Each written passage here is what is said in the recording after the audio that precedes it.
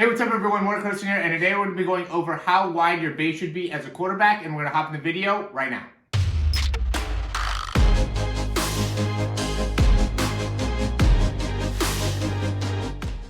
Alright, so I got this message on Instagram where somebody was just reaching out, talking about their base, and really going more into the issues with the base and, what can be worked on. And my immediate response was really, the base isn't that bad. And it just made me realize that I think a lot of people have some confusion about how far apart their feet should be, both when they are looking downfield, right, just standing in the pocket, and as well as when you're actually throwing, right? Where should your feet be and what should the alignment be in comparison to the rest of the body? So just wanted to go over some of the other top quarterbacks in the NFL to be able to kind of show you what are some of the common bases and hopefully give you guys a little bit more clarity about it. So we're going to go ahead and check out Drew Brees here first. So you can see he's at the top of the drop back. Notice the whole time he's dropping back, he's really, really upright with his posture, right? And as he's sitting back, kind of scanning the field, he keeps his feet pretty wide. He's the first one because he, for being as tall as he is, really keeps the most amount of distance within his feet.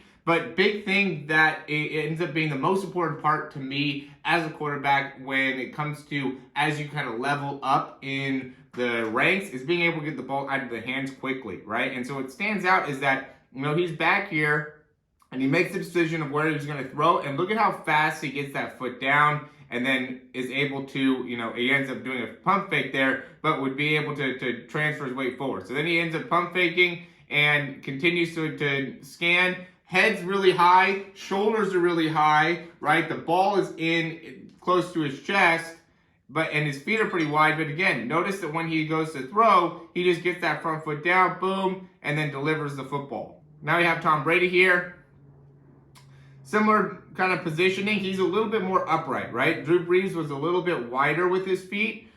Tom Brady is really upright in, his knees are basically straight, head really tall. Again, shoulders really tall.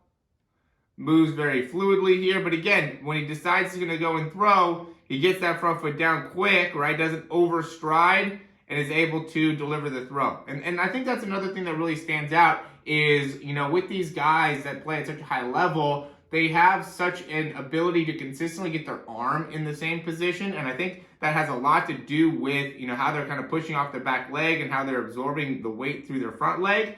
And that ends up being really important because I think a lot of guys end up losing accuracy and power production once their feet aren't set correctly. And that really ends up being a big problem when it comes to being able to have success at the higher levels, right? Because you can see that, like here we have, Aaron Rodgers drop back. He's really bouncy. As he's going, he's a little bit more, bending the knee, but he's going to be bouncing up and down.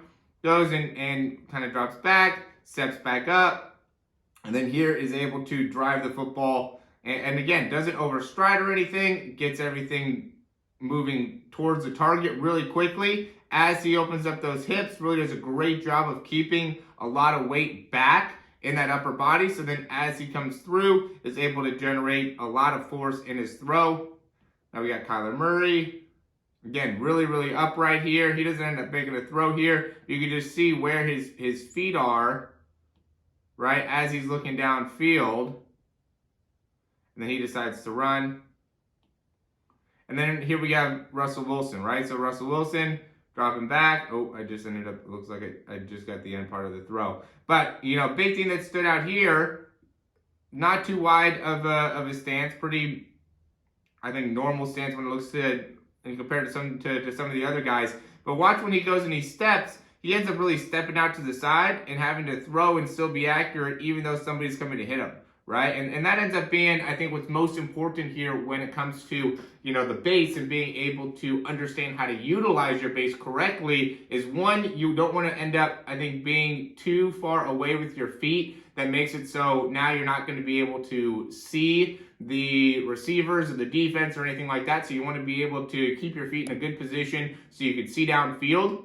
Next big thing is you want to be able to have a good distribution of your weight. So then when you decide to throw, you can just get that front foot down and be able to start to, generate force right away. I think a lot of guys end up struggling as you get higher up into college NFL because it just takes too long to get that front foot down, right? Once you make a decision where you're going to throw, you got to get that front foot down and start generating force off that back leg in order to get the ball out of your hands quickly. So setting yourself up with a good base that makes it so you can feel comfortable and balanced to get that front foot down will make a big difference in how well you're able to actually produce when it comes to, throwing in the game. The last thing is going to be, going back into the balance and making sure that you're just in a position where, if you end up going to the side a little bit or, not able to transfer all your weight forward, you're just in a position where you can still get your arm in the right spot, right? You want to be able to have a consistent arm slot that you're able to get to, or a consistent way that you're able to generate force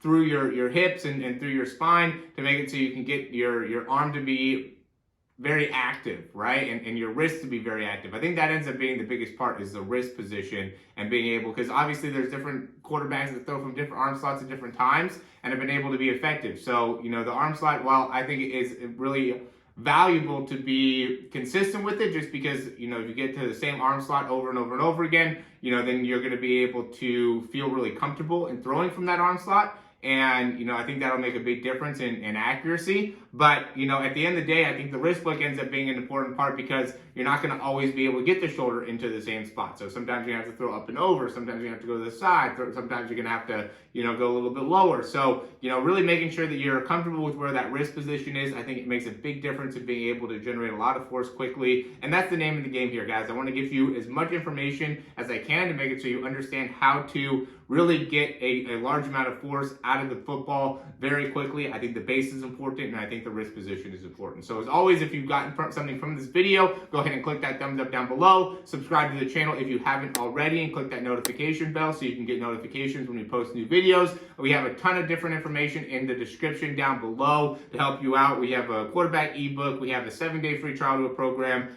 We have a one-time offer of our throw program that I think will be hugely beneficial for you. It's only $97, and you get a full month of access to our program. And we also have a 3-month program that gives you workouts, gives you breakdowns, gives you a bunch of different informational videos, just a ton of value. That's all we're about here at the Performance Lab, is just giving more and more value to you guys. So hopefully that you're able to get something from the video. As always, thanks for watching, and we'll talk to you soon.